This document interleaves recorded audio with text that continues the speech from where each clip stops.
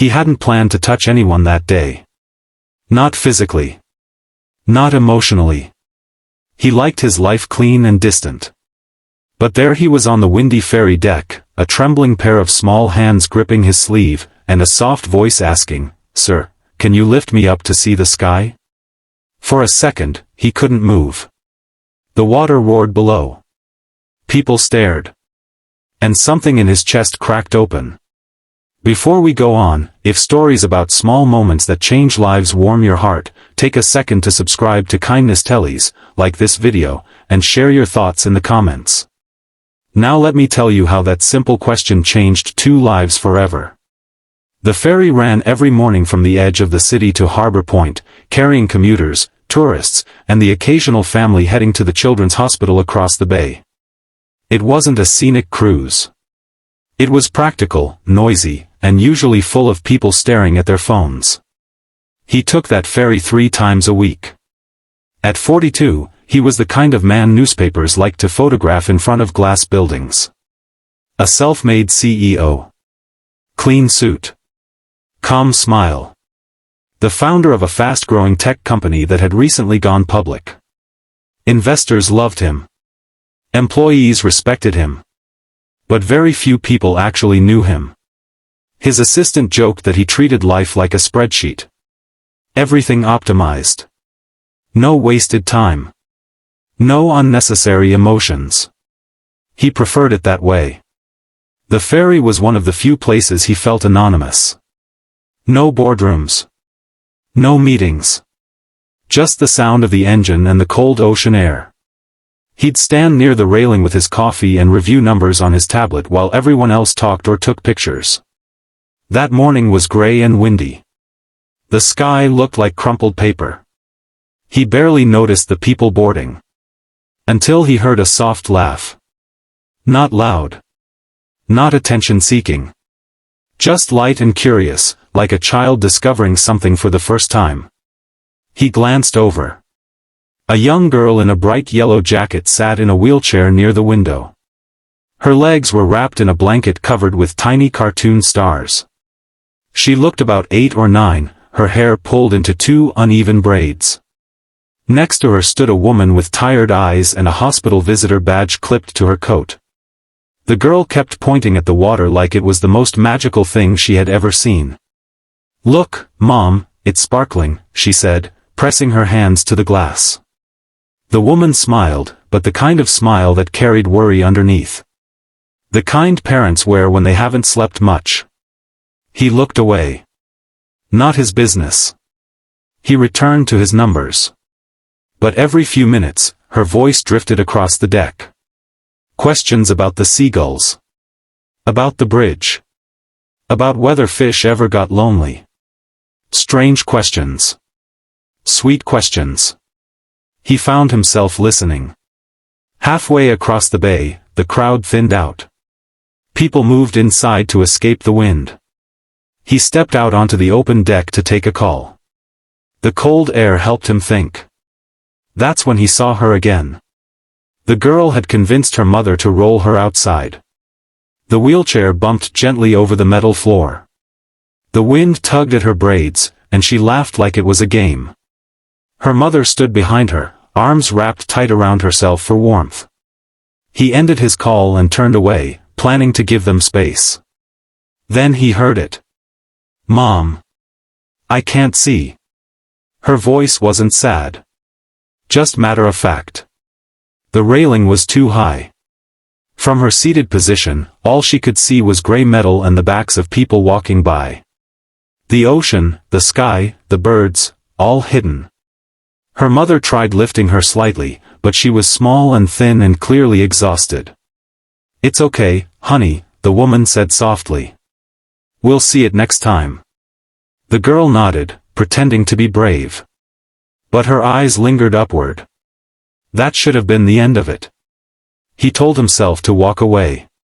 He had meetings. Calls. Deadlines. But his feet didn't move. Instead, he heard himself ask, "Do you need a hand?" The mother looked surprised, then embarrassed. "Oh, no, it's okay." We don't want to bother you. It's not a bother. He didn't know why he said that. Normally everything was a bother. The girl turned her head toward him, studying his face like he was a puzzle. Then she smiled. Sir, she said gently, can you lift me up to see the sky? Something about the way she said sky made it sound bigger than just clouds. Like it meant everything. He hesitated. He hadn't held a child since his niece was a baby. He barely hugged people. But he nodded. He crouched down and carefully slipped his arms under her. She was lighter than he expected. Fragile, almost.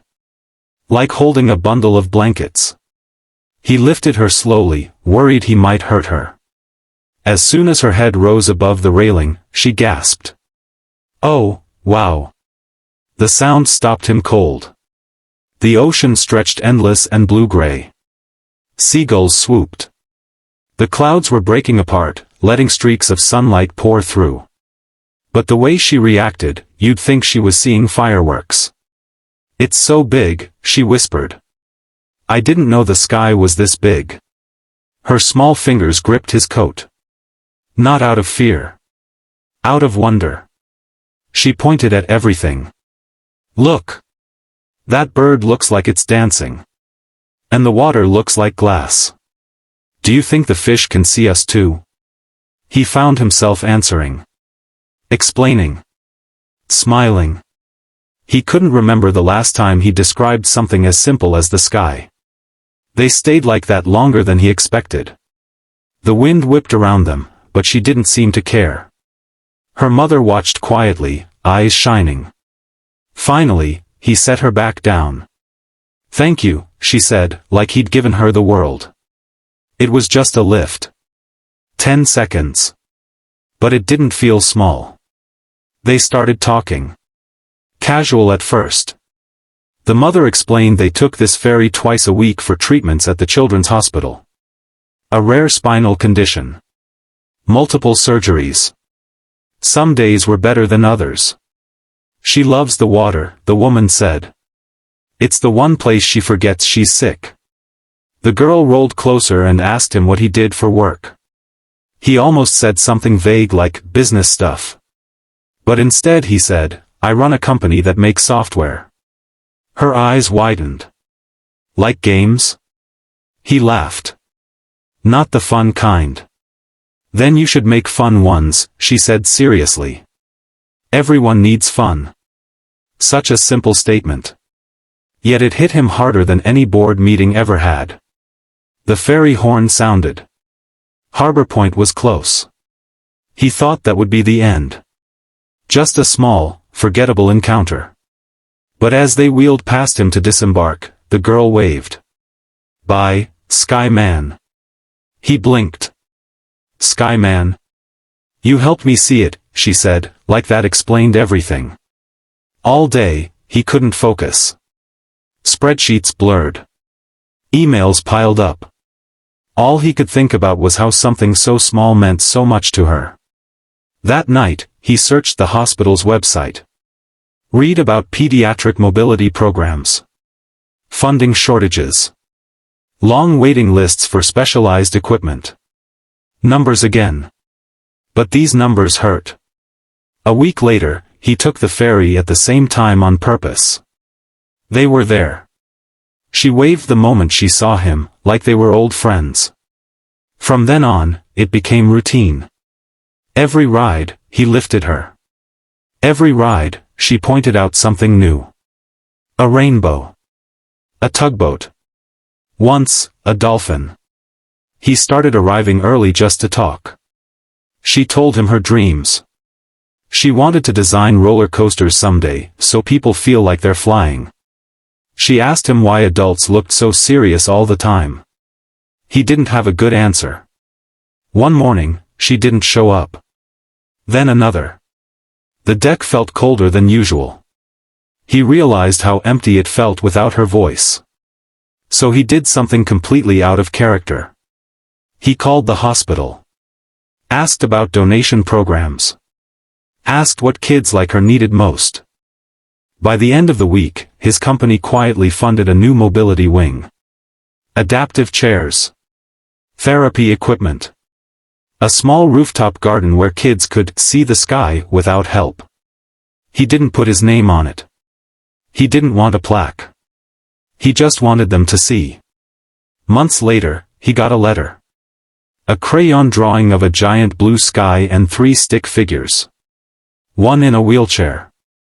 One taller. One labeled Mom. Underneath, messy handwriting said, "Thank you for lifting me. Now I can see it any time." He kept that drawing in his office drawer. Whenever meetings got tense or profits dipped or investors complained, he'd open it and remember that day on the ferry deck, when a simple request pulled him out of his perfectly organized life and reminded him what really mattered. Sometimes kindness isn't grand or complicated. Sometimes it's just bending down, using your strength to lift someone else for a moment, and letting them see a little more of the world. Years later, he still rode the ferry. Still stood by the railing. But now he noticed people. The tired parents. The nervous kids. The elderly couples holding hands. And whenever someone needed help, he didn't hesitate. Because he learned something from a small girl in a yellow jacket. The sky is always there. Sometimes people just need a little lift to see it. If this story touched you, share it with someone who might need a reminder today, and tell us in the comments about a small act of kindness that changed your life. You never know whose world you might lift, even for just a moment.